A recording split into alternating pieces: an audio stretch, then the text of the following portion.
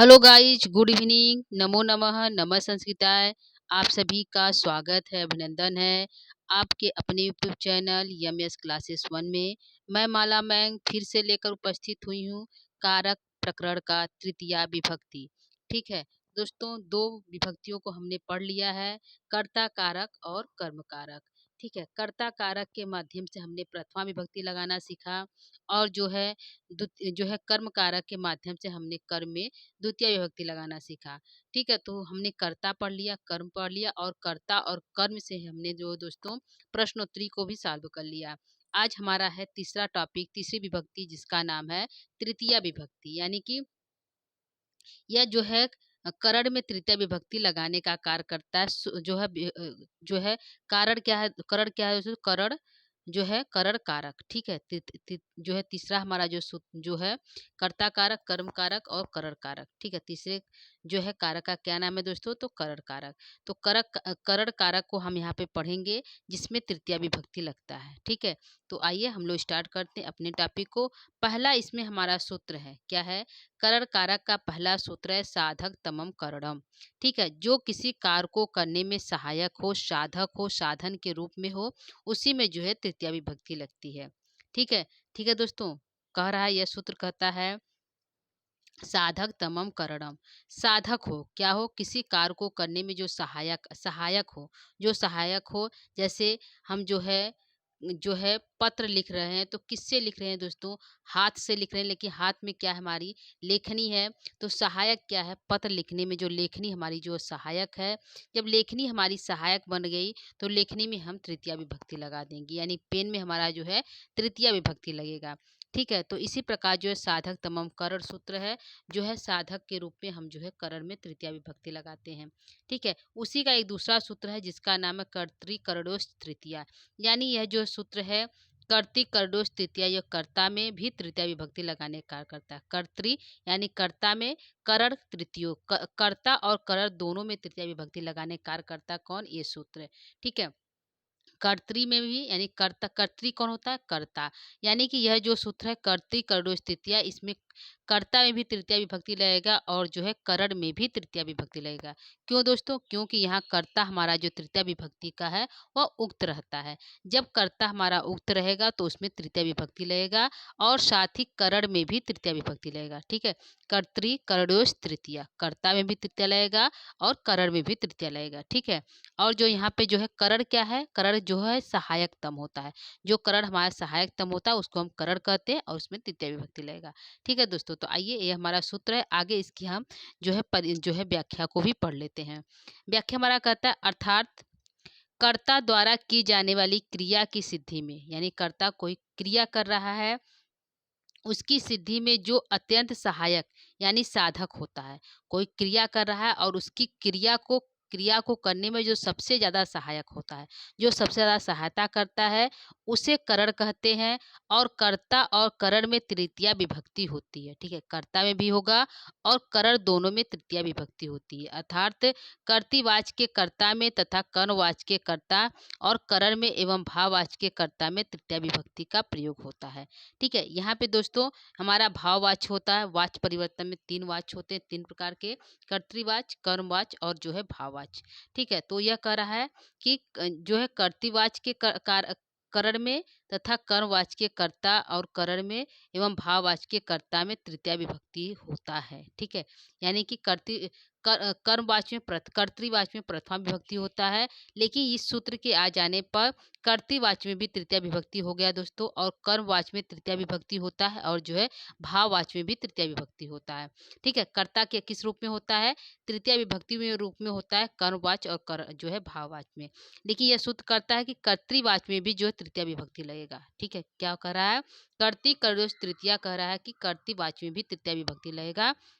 जैसे जैसे यहाँ पे एग्जाम्पल के द्वारा देख लेते हैं दोस्तों, एक बार फिर समझते हैं कि यहाँ पे यह सूत्र कहता है कि साधक तमम है, जो सहायता कर रहा है उसमें हमारी तृतीया विभक्ति लग रही है। ठीक है, यानी जैसे कि हमें जो है पत्र लिखना है तो पत्र हम किससे लिखेंगे? पेन से, तो पेन हमारा सहायक है। लेकिन कौन लिख रहा है? कोई कर्ता होगा दोस्तों। जब कर्ता है तो जो यह सूत्र कह रहा है कर्तृ करोष तृतीया, यह इस सूत्र का कहना है कि कर्ता में भी तृतीया होगा। देखिए, कर्ता करण, कर्ता में भी होगा और करण में भी तृतीया विभक्ति है, यानी कि दोनों में तृतीया विभक्ति लगेगा। ठीक है, यहाँ पे हमारा वाच्य परिवर्तन होता है। वाच्य परिवर्तन 3 प्रकार का होता है: कर्तृवाच्य, भाववाच्य और कर्तृवाच्य, कर्मवाच्य और भाववाच्य। 3 प्रकार के वाच्य परिवर्तन होते हैं।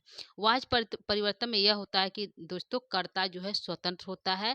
जब कर्ता हमारा स्वतंत्र होगा तो कर्तृवाच्य में प्रथमा विभक्ति लगता है, ठीक है, और कर्मवाच्य में तृतीया विभक्ति लगता है और भाववाच्य में भी तृतीया विभक्ति लगता है। लेकिन ये जो तृतीया जो सूत्र है उसमें जो है कर्तृवाच्य में भी तृतीया विभक्ति लगाने को कह रहा है और कर्मवाच्य और भाववाच्य में तो लगता ही तृतीया विभक्ति है कर्ता में। ठीक है, तो जैसे हम देख लेते हैं, जैसे हमारा है कि सीता जो है, सीता जो है सीता लेखनी से पत्र लिखती है। सीता क्या है? एक लेखनी यानी पेन से, सीता कलम से जो है पत्र लिखती है। ठीक है, लेखनी मतलब कलम से पत्र लिखती है। तो किससे लिखती है? लेखनी से। तो लेखनी जब सहायक हो गया तो सहायक में हम जो है क्या लगाएंगे? तृतीया विभक्ति। ठीक है, क्या लिखना चाहती है? सबसे ज्यादा पत्र लिखना चाहती है। सूत्र हमारे दोस्तों कर्तृ करोष तृतीय जो है कर्तृ कर्तृ जो है जो द्वितीया का जो सूत्र हमारा है दोस्तों, द्वितीय विभक्ति का हमारा सूत्र है जो है पहला है, वह सूत्र कहता है कर्तुरिष्टतम तमम कर्म। यह सूत्र कहता है कि यदि कर्ता जिसको सबसे अधिक चाहता है, सॉरी दोस्तों 1 मिनट, इसमें है कि कर्ता जिसको, इसमें है कि कर्ता जिसको सबसे अधिक चाहता है उसमें द्वितीय विभक्ति लगता है। ठीक है, तो यहाँ पे क्या है? सीता क्या कर रही है? सीता लेखनी से पत्र लिखती है। थी तो क्या लिखना चाहती है? पत्र लिखना चाहती है। तो पत्र में हमने द्वितीय विभक्ति लगा दिया। ठीक है, किससे लिख रही है? लेखन्या से, पेन से, तो लेखन्या में हम जो तृतीय विभक्ति लगाएंगे सूत्र के अनुसार। ठीक है, यहाँ पे सीता है, सीता करता है तो सीता जो हमारा कर्ता हो गया। तो यहाँ पे सीता लेखन्या पत्रम लिखती, सीता जो है पत्र से कलम लेखन्या से पत्र लिखती है। ठीक है, यह हमारा एग्जाम्पल हो गया जो कर्तृवाच्य में है। जो क्या है दोस्तों? दो कर्तृवाच्य में लिखने के साधक कलम में तृतीया विभक्ति हुई है क्योंकि वही करण है। ठीक है, और कर्ता में नहीं लगा है क्योंकि जो है यहाँ पे भाववाच्य को नहीं किया गया है। ठीक है, आगे है दोस्तों उदाहरण के रूप में, जैसे कर्तृवाच्य का उदाहरण हमें यहाँ पे कई सारे हैं जिसको देख लेते हैं। जैसे है वह मुख से खाता है। ठीक है, पहला एग्जाम्पल क्या है? वह मुख से खाता है। तो कर्तृवाच्य यहाँ पे हुआ है दोस्तों। तो कर्तृवाच्य में कर्ता जो है प्रथमा में होता है। लेकिन यदि हम सूत्र जो है कर्तृ करेयो तृतीया के, यदि हम जो है कर्तृ करोष तृतीया के अनुसार यदि हम चलेंगे तो कर्ता में भी तृतीया लगेगा, लेकिन वहाँ पे कर्ता को उक्त होना पड़ेगा। ठीक है, तो यहाँ पे कर्ता उक्त नहीं है दोस्तों। तो यहाँ पे क्या है? उदाहरण है कि वह मुख से खाता है। तो किससे खाता है? मुख से खाता है, यानी सहायक क्या है? मुख हो गया। तो मुख में हम तृतीया लगा देंगे। तो सह मुखेन खादती, क्या होगा? सह मुखेन खादती, वह मुख से खाता है। ठीक है, तीसरा है जो है तीसरा है मोहन नेत्रों से देखता है। क्या है? मोहन नेत्रों से देखता है। तो मोहन किससे देखता है दोस्तों? नेत्रों से। तो नेत्रों में हम तृतीया लगा देंगे। क्या होगा? मोहन नेत्राभ्याम, यानी द्वितीया का जो है दोनों नेत्रों से दिखता है। तो द्वितीया का जो है द्विवचन है। द्वितीया का जो है तृतीया और चतुर्थी पंचमी 3 विभक्ति में होता है। जो नेत्राभ्याम पश्यति, पश्यति होगा देखना, दृश्य अर्थ में होता है। दृश्य को पस आदेश होकर पश्यति हो जाता है। तो मोहन नेत्राभ्याम पश्यति, मोहन नेत्रों से देखता है। ठीक है, सोहन पैरों से चलता है। तो किससे चल रहा है? पैर से। पैर हमारा सहायक है चलने की क्रिया में। तो क्रिया क्या है? चलना है। पैर सहायक है तो कौन चलता है? सोहन। सोहन जो है पादाभ्याम चलती, सोहन पैर से चलता है। ठीक है, तीसरा हमारा है वृद्ध दंडेन चलती, वृद्ध दंडे से चलता है। ठीक है, तो यह जो सहायक जो है उसमें तृतीया हमारा लग गया साधक तमम जो है तमम जो है करणम सूत्र से। ठीक है, आगे हम चलते हैं। यह हमारा कर्तृवाच्य हुआ, यानी यहाँ पे हम कर्तृवाच्य कर दिए तो कर्ता जो है प्रथमा में होगा। आगे चलते हैं कर्मवाच्य। कर्मवाच्य कहता है कि कर्मवाच्य में जो है कर्ता और जो है कर्म जो है सहायकतम दोनों में तृतीया लगेगा। ठीक है, कर्मवाच्य में कर्ता में जो है कर्मवाच्य के कर्ता में तृतीया लगता है और यहाँ सहायक के रूप में जो साधकतम है उसमें भी तृतीया लगेगा। ठीक है, तो यहाँ पे राम ने बाढ़ से बाली को मारा, राम ने बाढ़ से बाली को मारा, तो रामेण बाणेन बाली हत, रामेण बाणेन बाली हत, राम ने बाढ़ से बाली को मारा, तो सहायक क्या है, बाढ़ है। किसने मारा, राम ने मारा। तो राम में तृतीया इसलिए हो गया क्योंकि कर्मवाच्य और कर्मवाच्य तो कर्ता उक्त है, तो यहाँ पे जो है कर्मवाच्य में राम में कर्ता में तृतीया लग गया। ठीक है, उक्त उदाहरण में कर्मवाच्य में कर्ता राम तथा मारने के साधक तम बाढ़ दोनों में तृतीया विभक्ति हुई है। ठीक है दोस्तों, क्या है, कर्ता में भी तृतीया हुआ है और बाणेन में भी तृतीया हुआ है। ठीक है, अन्य उदाहरण क्यों चलते हैं और एग्जाम्पल जैसे सीता, सीतया, सीता लेखनी से पुस्तक लिखती है, तो किससे लिखती है, जो है कर्मवाच्य में हम जो है कर्ता को तृतीया में कर दिए, कर्तृवाच्य को हमने कर्ता को प्रथमा में रखा था यानी सीता को सीता ही रखा था, जबकि यहाँ पे कर्मवाच्य होगा तो सीतया हो जाएगा यानी तृतीया विभक्ति हो जाएगी।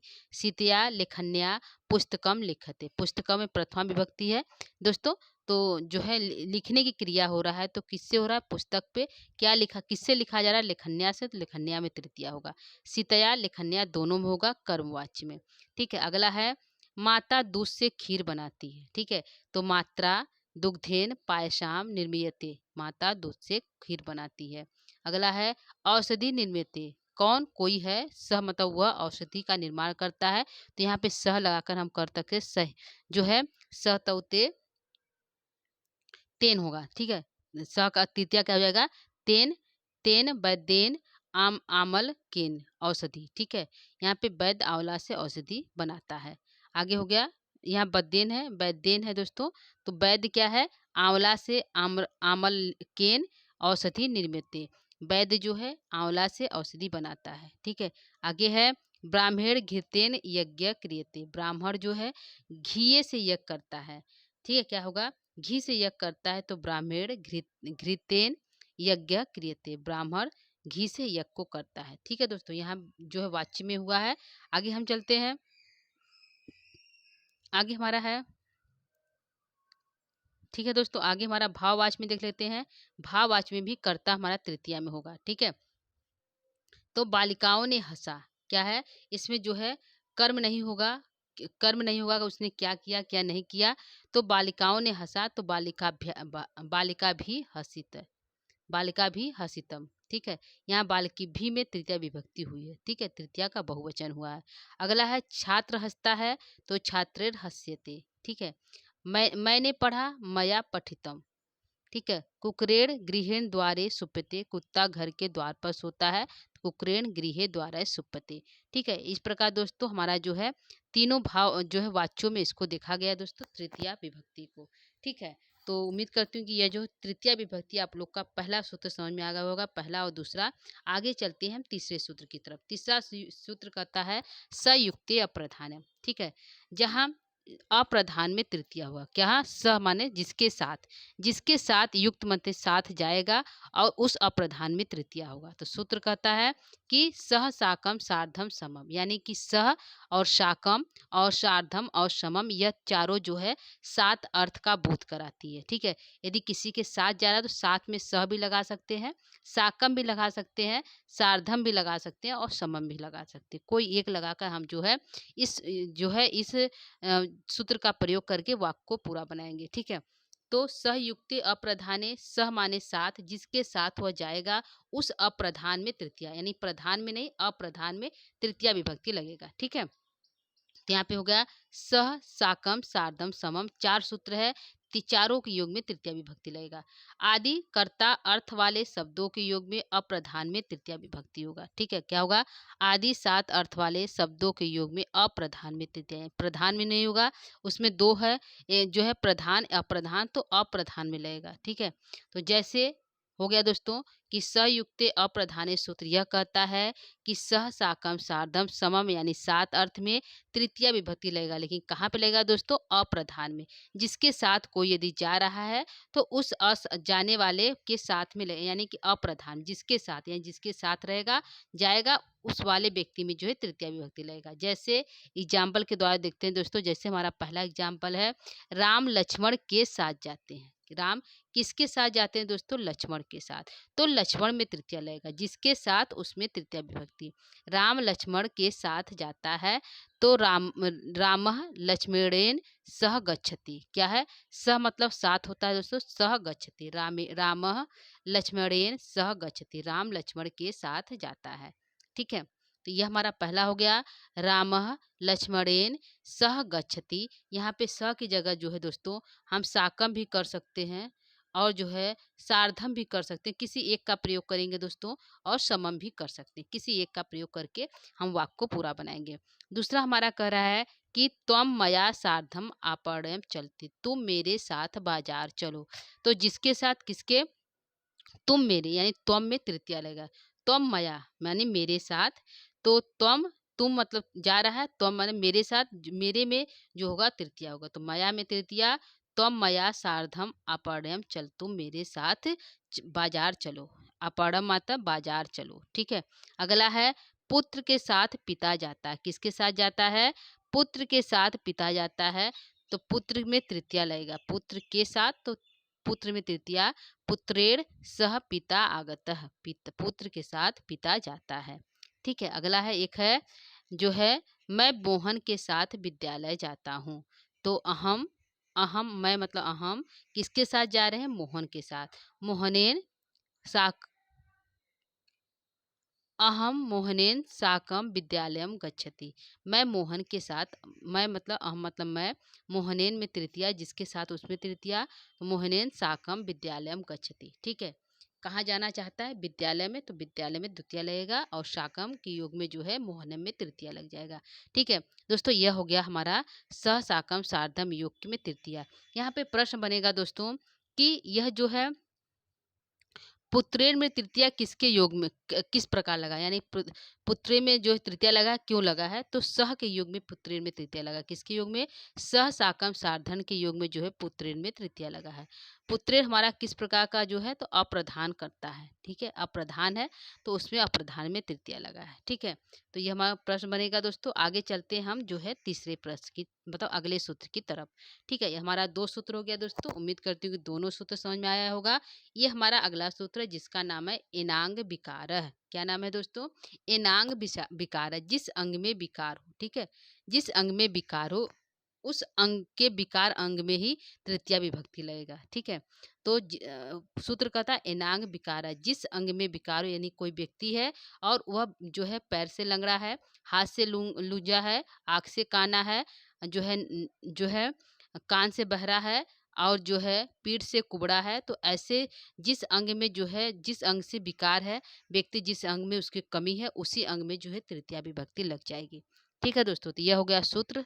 अगला सूत्र एनांग विकार है। यह कहता है कि शरीर के किसी अंग में विकार होने पर, क्या कर रहा है?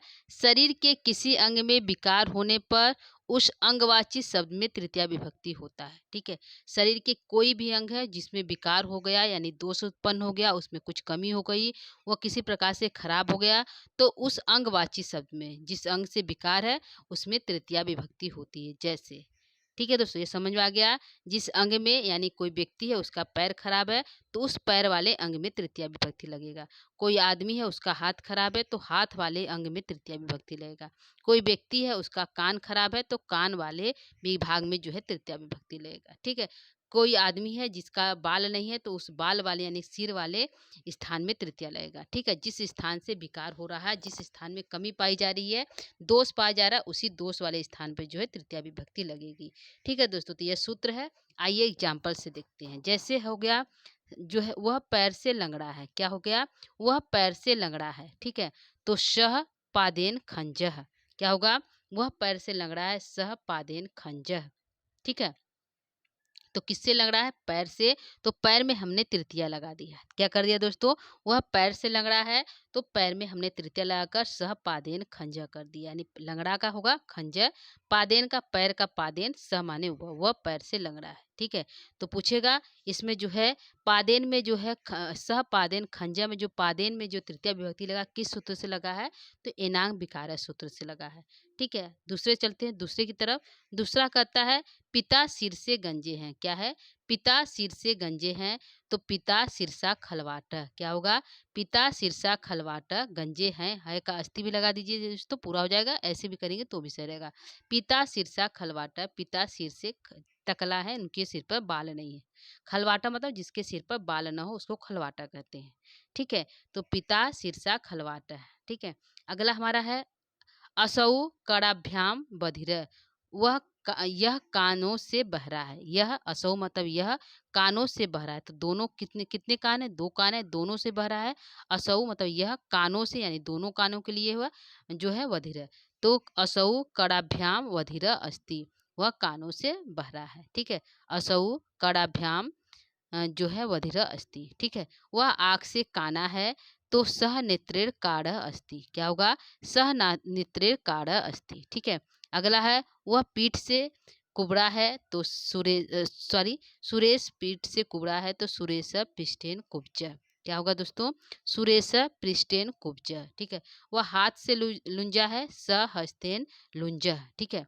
क्या होगा? स हस्तेन लुंज, वह हाथ से लुंजा है, लुंज है। ठीक है। तो यह हो गया दोस्तों एनांग विकारा सूत्र, जिसका एग्जाम्पल यहाँ पे सामने आप इसको लिख सकते हैं क्योंकि ये सारे एग्जाम्पल जो है इम्पॉर्टेंट है। ठीक है। आगे चलते हैं। अगला हमारा सूत्र है पृथक बिना नाना में भी तृतीया विभक्ति लगेगा। ठीक है। पृथक बिना नाना भी तृतीया त्रिया अत्यंत जो है अंतरस्याम। ठीक है। यह कहता है कि पृथक के अर्थ में, बिना के अर्थ में और नाना के योग में जो तृतीया विभक्ति लगेगा और साथ में क्या लगेगा दोस्तों? और लगेगा, द्वितीया लगेगा और पंचमी लगेगा। ठीक है। यह सूत्र कहेगा पृथक बिना नाना के अर्थ में 3 सूत्र वहाँ लगता है दोस्तों। भी विशेष तृतीया अन्य तरस्याम और भी लगता है। अंतरस्याम मतलब और भी लगता है, तृतीया भी लगता है और अंतरस्याम मतलब और भी विभक्ति लगती है। ठीक है। पृथक के बिना, पृथक अर्थ में, बिना अर्थ में और नाना के अर्थ में तृतीया विभक्ति लगता है और अन्य तरस्याम यानी अन्य विभक्ति भी लगता है। जैसे तृतीया तो लगती ही लगती है दोस्तों, साथ में द्वितीया भी लगता है और पंचमी भी लगती है। ठीक है। क्या लगेगा? द्वितीया भी लगता है और पंचमी भी लगता है। ठीक है। तो एक एक प्रश्न हमारा यहाँ बन जाता है दोस्तों, पृथक बिना नाना के युग में कौन सी विभक्ति लगती है? ठीक है। तो द्वितीया लगता है, तृतीया और पंचमी तीनों विभक्ति लगती है। तो आंसर हमारा तीनों सही होगा। ठीक है। पूछेगा, इंपॉर्टेंट प्रश्न है दोस्तों, पृथक बिना नाना के योग में कौन सी विभक्ति लगेगा? तो द्वितीया, तृतीया और पंचमी। ठीक है। तो यह हो गया। आइए इसकी हम व्याख्या को पढ़ते हैं। क्या कहता है? यह कहता है कि पृथक के अर्थ में, बिना के अर्थ में, नाना के अर्थ में, आदि के योग में तृतीया विभक्ति होती है, साथ में द्वितीया विभक्ति होती है। साथ में क्या होगा? तृतीया होती है, साथ में द्वितीया भी होती है और पंचमी विभक्ति का भी प्रयोग होता है। ठीक है। यानी कि 3 विभक्ति एक साथ लगती है तीनों के अर्थ में, पृथक के अर्थ में, बिना के अर्थ में और नाना के। बिना मतलब किसी को मना किया जा रहा है, अरे सॉरी, किसी के बिना जैसे हम जीवित नहीं रह सकते हैं, तो बिना के अर्थ में भी जो है तृतीया विभक्ति लगेगा। द्वितीया भी लगा सकते हैं, तृतीया भी लगा सकते हैं और पंचमी में तो किसी एक विभक्ति को लगाना है, तीनों एक साथ नहीं लगाना है दोस्तों। ठीक है। ये ध्यान रखिएगा, 3 विभक्ति लगती है लेकिन तीनों विभक्तियों को एक साथ नहीं लगाना है, किसी एक विभक्ति को ही हम लगाएंगे। एक समय में एक विभक्ति लगाएंगे, या तो द्वितीया, वो हमारे ऊपर डिपेंड करता है कि हम कौन सी विभक्ति बिना के अर्थ में लगाएं, द्वितीया लगाएं कि तृतीया लगाएं कि पंचमी लगाएं, किसी एक विभक्ति को लगाकर वाक्य को पूरा कर सकते हैं। ठीक है। आइए देखते हैं एग्जाम्पल के जरिए। एग्जाम्पल हमारा कहता है, ठीक है, नाना के बिना पहले देखते हैं जिसको आपको समझ में आएगा। तो यहाँ के है कि जो है जल के बिना जीवन, क्या है? जल के अलावा जीवन नहीं, यानी जल के बिना क्या है? बिना अलावा मतलब बिना, जल के बिना जीवन नहीं। ये होता है ना कि जल के बिना जीवन ही नहीं है। ठीक है। तो बिना अर्थ में हुआ, तो यहाँ पे हम तीनों विभक्ति एक साथ नहीं लगाएंगे, एक विभक्ति। जैसे जलम बनेगा हमारा, जल के बिना जीवन नहीं है, तो हमारा बनेगा वाक्य बनेगा जलम जलम नाना जीवनम अस्ति, जल के बिना जीवन नहीं है, तो जलम नाना जीवनम अस्ति। ठीक है, एक विभक्ति को चूज करेंगे। जलम बिना जलम नाना जीवन, जलम बिना जो है अलावा है, अलावा मतलब नाना प्रकार के, जल के अलावा जीवन नहीं है, तो जलम नाना जीवनम नास्ति, जल के बिना जीवन नहीं है। द्वितीय लगाए, तृतीय विभक्ति लगाएंगे। जलेन जलेन नाना जीवनम अस्ति नास्ति, जल के बिना जीवन नहीं है। पांचवी है जलात नाना जीवनम नास्ति, जल के बिना जीवन नहीं है। तीनों का जो है एक ही अर्थ होगा, लेकिन जो है विभक्ति तीनों अलग अलग लगेगी। ठीक है, अगला है, एक हमारा है तुम्हारे बिना मैं पढ़ना नहीं चाहती। ठीक है, क्या है, तुम्हारे बिना मैं पढ़ना नहीं चाहती, ये वाक्य है। ठीक है, तो द्वितीय लगाएंगे त्वाम बिना। ठीक है, बिना अर्थ में होगा तो पृथक भी होता है, तो यहाँ पे हम दोनों लगा सकते हैं। त्वाम पृथक अहम न पठितम वाच्छामि, तुम्हारे बिना मैं पढ़ना नहीं चाहती, तो पृथक त्वम एक को लगाएंगे, त्वम त्वाम पृथक अहम न पठतम वाच्छामि, एक हो गया। दूसरी लाइन बनाएंगे, दूसरा लगाएंगे, तृतीय विभक्ति लगाकर त्वया पृथक अहम न पठितुम वाच्छामि। ठीक है, पंचमी लगाएंगे त्वत पृथक अहम न पठितुम वाच्छामि, यानी तीनों विभक्ति लगाकर तीन वाक्य हम बना सकेंगे इस पृथक अर्थ में। ठीक है, तो पृथक मतलब बिना अर्थ में होता है, उसका अर्थ बिना होता है, मना करने के अर्थ में होता है। और जो है अलावा मतलब नाना, यानी नाना मतलब इसके अलावा, नाना प्रकार के होते हैं, मतलब कुछ लिख लिए तो नाना इत्यादि। ठीक है, तो अलावा इसके अलावा। ठीक है, आगे हमारा है, एक है कि मोहन वाला। ठीक है, इसको भी देख लेते हैं। कहता है, वाक्य है मोहन घी के बिना नहीं भोजन नहीं करता है। ठीक है, मोहन घी के बिना भोजन नहीं करता है, ये हमारा वाक्य है। तो क्या बनाएंगे, मोहन घृतम, एक विभक्ति, किसी एक विभक्ति लगाएंगे, घृतम बिना भोजनम न करोति, मोहन घृतम बिना भोजनम न करोति। ठीक है, एक वाक्य हो गया। दूसरा करेंगे, मोहन, क्या करेंगे दोस्तों, मोहन,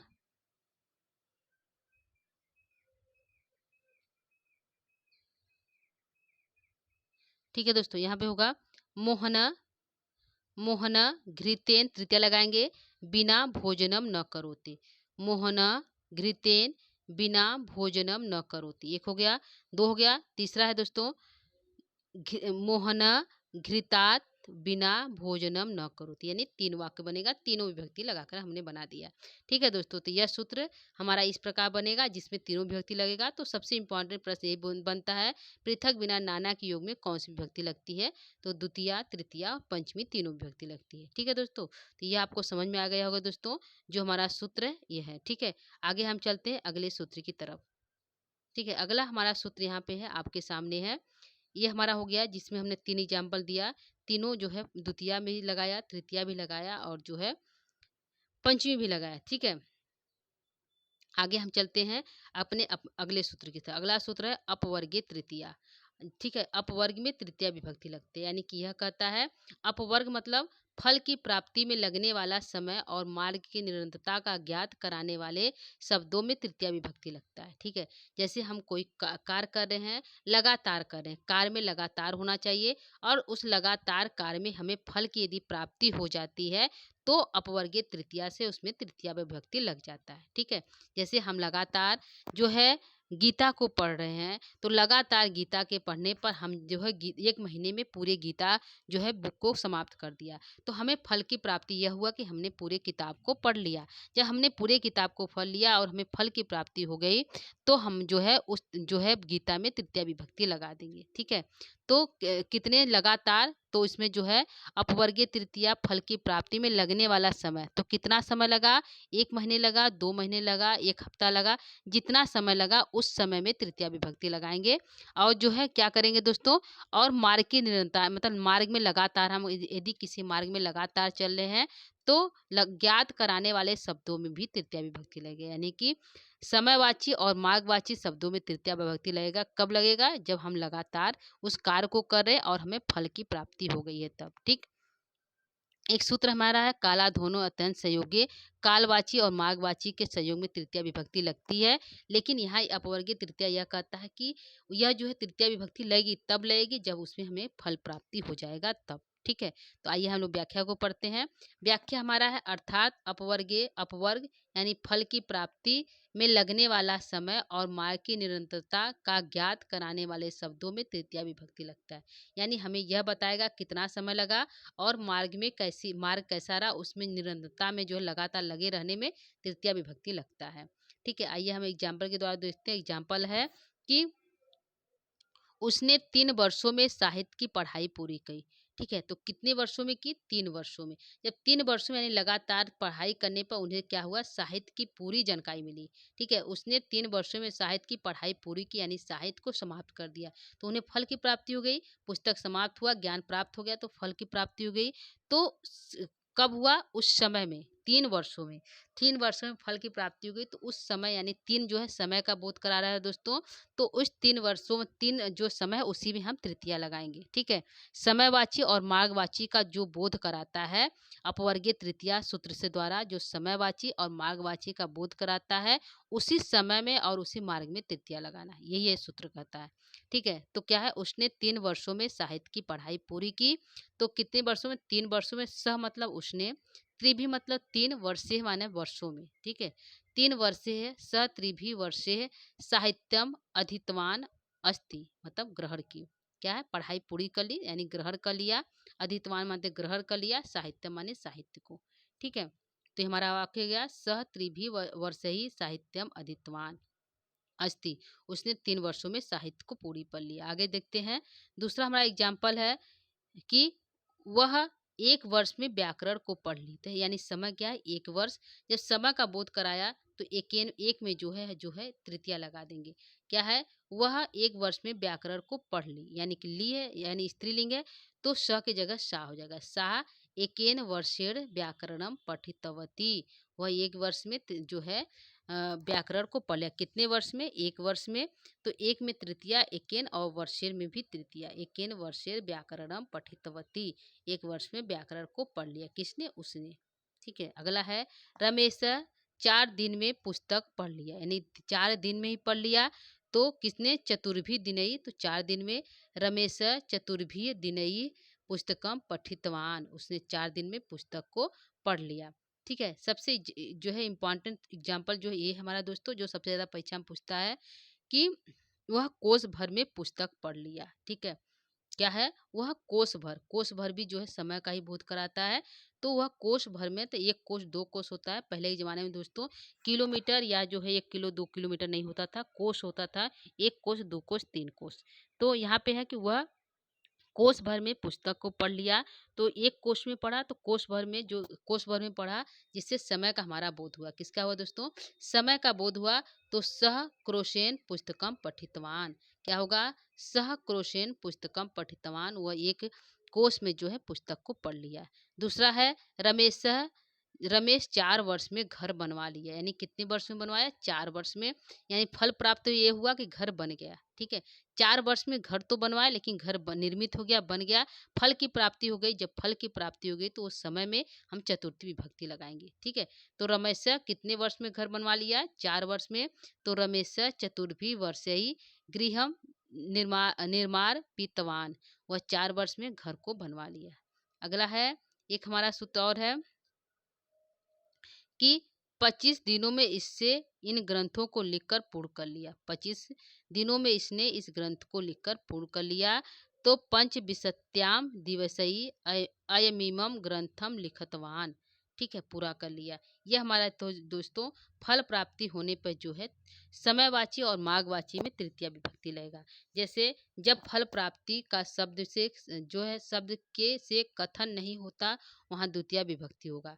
ठीक, यह सूत्र यह कहता है कि जब फल प्राप्ति हो जाए तो उसमें तृतीया विभक्ति लगेगा। किसमें दोस्तों? समयवाची और मार्गवाची में। लेकिन यदि हमें फल की प्राप्ति नहीं हुई यानी कि 2 साल से वह पढ़ रहा है तो समयवाची में हम जो है द्वितीया विभक्ति लगाएंगे क्योंकि वहाँ पे फल प्राप्ति नहीं हुआ। सूत्र हमारा है काला धोने अत्यंत संयोगी। ठीक है, कालवाची और मार्गवाची में जहाँ फल की प्राप्ति न हो तो उसमें जो द्वितीय विभक्ति लगेगा क्योंकि वहाँ फल प्राप्ति नहीं हो रहा है। लेकिन अपवर्गीय तृतीया यह कह रहा है कि जब फल प्राप्ति हो जाए, क्या हो जाए? जब फल की प्राप्ति हो जाए तो तृतीया में जो समयवाची है उसमें समय में जो हम तृतीया विभक्ति लगा देंगे। ठीक है दोस्तों, ये हमारा था अगला सूत्र। ठीक है, तो ये हमारा सूत्र था दोस्तों। एक सूत्र हमारा और है, छोटा सा है, जिसको हम देख लेते हैं। यह सूत्र हमारा है इत्थम भूत लक्षणे। इत्थम भूत लक्ष्य, जिससे लक्षित हो। इत्थम, जिससे लक्षित हो कि यह जो है, यह व्यक्ति है, ऐसा है, तो उसमें जो है लक्षण, मतलब किसी लक्षण से हमें मालूम पड़ता है कि यह क्या है, तो उस लक्षण वाले जो है चिन्ह में हम जो है तृतीया विभक्ति लगा देंगे। ठीक है, किस में लगाएंगे दोस्तों? उन लक्षण वाले चिन्ह में हम तृतीया विभक्ति लगा देंगे, जिससे पता चलेगा कि वह क्या है। ठीक है, तो यहाँ पे पढ़ते हैं दोस्तों, व्याख्या को पढ़ते हैं। यहाँ पे अर्थात प्रकार विशेष को किए के ज्ञापन में तृतीया विभक्ति होगी। अर्थात तात्पर्य यह कहना है कि जिस चिन्ह से कोई व्यक्ति ज्ञात हो, वह चिन्ह विशेष में तृतीया विभक्ति लगाएंगे। जैसे कि कोई व्यक्ति है, ठीक है, वह जो है महाराजाओं जैसा कपड़ा पहना, यानी कि महाराज पहले जैसे महाराजा लोग कपड़ा पहनते थे, यदि उस प्रकार जो है कपड़ा वस्त्र पहन के आ रहा है, तो उसको जो यह समझ में आएगा देखने वाले को कि यह कोई कहीं का महाराजा है, कहीं का राजा है। ठीक है, तो उसके वस्त्र और वेशभूषा से यह समझ में आएगा कि यह राजा है। ठीक है, उसी प्रकार जैसे कोई जो है मुनि है, वह अपनी जटाएं बड़ी बड़ी किए हैं और जो है अपनी जटाओं को बांधा हुआ है, तो उसको जटाओं को देखकर हम समझ जाते हैं कि यह कोई तपस्वी है या कोई मुनि है। ठीक है, क्या है, यह कोई तपस्वी है या कोई मुनि है। तो हमारा एग्जाम्पल है, वह जटाओं से तापस्वी जान पड़ता है, तो सह जटा भी तापसः। क्या होगा दोस्तों? सह जटा भी तापसः, वह जटाओं से तपस्वी मालूम होता है। ठीक है, या फिर कह सकते हैं, वह जटाओं से क्या समझा, मुनि, तो सह ताप जटा भी मुनि है। ठीक है, क्या हो जाएगा? सह जटा भी मुनि, व जटाओं से मुनि समझ में आता है। ठीक है, अगला है, एक है उदाहरण है कि वह शरीर में से इंग्लैंड देश की लगती है, यानी कि कोई विदेश की युवती है जो हमारे देश में आ गई है, तो उसके शरीर के रंग रूप को और वेशभूषा को देखकर हम समझ जाते हैं कि यह बाहर की किसी दूसरे देश की है। ठीक है, यदि आंखें छोटी छोटी हो तो समझ जाते हैं कि चीन की है। ठीक है, ठीक है, तो इस प्रकार उसके रंग रूप को देखकर हम जो समझ जाते हैं कि ये बाहर की है। ठीक है, तो जैसे पढ़ेंगे शरीरेर, किससे देखकर, उसके शरीर के अंग को देखकर हमने पहचाना कि बाहर की है।